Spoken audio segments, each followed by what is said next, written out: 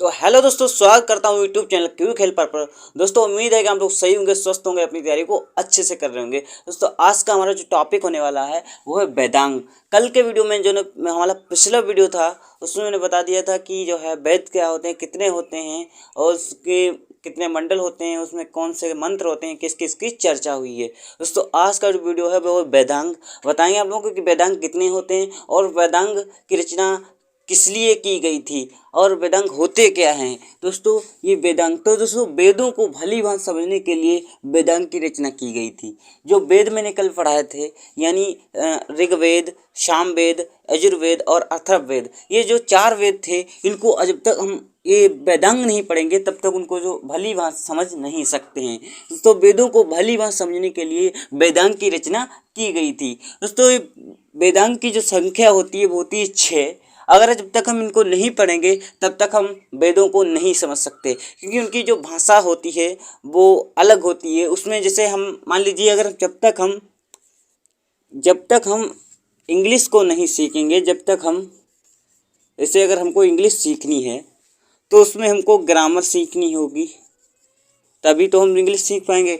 Grammar, vocab सीखनी पड़ेगी, बहुत सारी चीज़ सीखनी पड़ेंगी, तब हमें जाकर इंग्लिश आएगी। इसी प्रकार से जब तक हम ग्रामर को नहीं पढ़ेंगे तब तक हम इंग्लिश को नहीं सीख सकते। जब तक हम वोकैब को नहीं पढ़ेंगे तब तक इंग्लिश को नहीं सीखते। जब तक हम उसके बारे में नहीं जानेंगे कि क्या होता है तब तक उसको नहीं सीखते। इसी प्रकार जो है ऐसे हम हिंदी के जब तक हम अक्षर नहीं जानेंगे और उसका व्याकरण नहीं जानेंगे, पाई मात्राएं नहीं जानेंगे, तब तक हम उसको अच्छे से नहीं पढ़ सकते। दोस्तों इसी प्रकार जो है वेदों को पढ़ने के लिए, वेदों को भली भांति समझने के लिए हमको जो है वेदांग पढ़ने की आवश्यकता हुई। इसलिए जो है वेदांग की रचना की गई। इसकी संख्या जो है 6 है। इसमें पहला जो है वो है व्याकरण। व्याकरण जो है वो अष्टाध्यायी पुस्तक में है जो कि पाणिनि ने लिखी हुई है इसको। फिर उसके बाद ज्योतिष, ज्योतिष जो है बृहद संहिता में है जो कि वाराहमिहिर जी ने लिखी थी। उसके बाद है निरुक्त। निरुक्त जो है वो निरुक्त शास्त्र में है और ये यास्क महोदय द्वारा लिखी गई थी। निरुक्त जो है इसका मतलब होता है विज्ञान, भाषा विज्ञान, यानी इसमें कुछ विज्ञान से रिलेटेड है जो कि पढ़कर हमें कुछ वेदों को पढ़ने में आसानी होती है, समझने में आसानी होती है। उसके बाद है शिक्षा जो कि शिक्षा शास्त्र में है।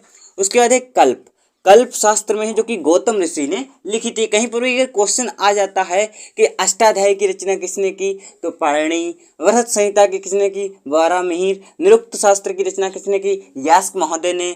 और शिक्षा शास्त्र की तो ये तो सेम रहेगा ऐसे ही। उसके बाद कल्प शास्त्र की जो है वो गौतम ऋषि ने की थी। और छंद शास्त्र जो है वो छंद शास्त्र में मिलेंगे। तो जो व्याकरण, ज्योतिष, निरुक्त, शिक्षा, कल्प, छंद, ये 6 जो हैं, 3 और 3 6, ये 6 जो वेदांग हैं इन्हीं को हम पढ़कर जो वेदों को अच्छी तरह से समझ सकते हैं, अच्छे तरह से उनकी स्टडी कर सकते हैं। इसीलिए ही इनकी रचना की गई थी। दोस्तों जो है इसको हम याद कैसे रखेंगे, तो एक सर है उन्होंने अच्छे से इसका ट्रिक दिया है, ब्याजो निसि कच्छ।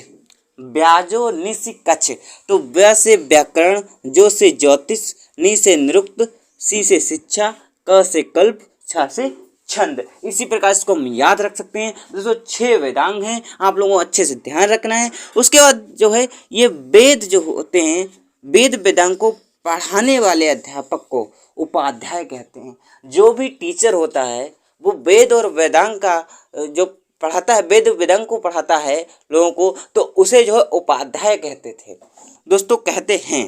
उसके बाद आरण्यक। आरण्यक क्या होता है, कभी कभार क्वेश्चन में आ जाता है कि आरण्यक क्या होता है। दोस्तों आरण्यक जो है उस पुस्तक को कहते हैं जिसकी रचना जंगल में की गई हो। इनकी संख्या जो है 7 है। 7 पुस्तकें हैं जिसकी रचना जो है जंगल में की गई थी। जो अथर्ववेद है उसकी रचना जंगल में नहीं की गई थी, इसीलिए जो है इसे आरण्यक नहीं कहेंगे। यानी अथर्ववेद को छोड़कर सभी पुस्तकें आरण्यक हैं।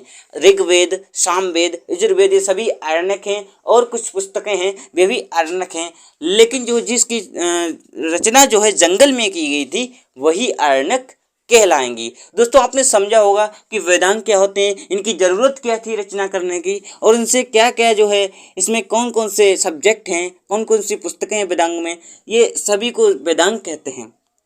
वेदांग जो 6 होते हैं, आपने सही से इसको समझा। उम्मीद है कि आप लोग को समझ में आया होगा और अच्छे से आप लोग इसको पढ़ेंगे। इसके नोट्स जो मैं टेलीग्राम चैनल पर प्रोवाइड करा दूंगा, इसका लिंक जो है डिस्क्रिप्शन बॉक्स में दिया हुआ है, आप वहाँ से टेलीग्राम को ज्वाइन कर सकते हैं और प्रॉपर में इसके जो है नोट्स प्रोवाइड कराता हूँ। दोस्तों इस वीडियो को अगर अच्छा लगा हो तो वीडियो को लाइक करें, शेयर करें, चैनल को सब्सक्राइब करना बिल्कुल ना भूलें। जय हिंद, मिलते हैं नेक्स्ट वीडियो में।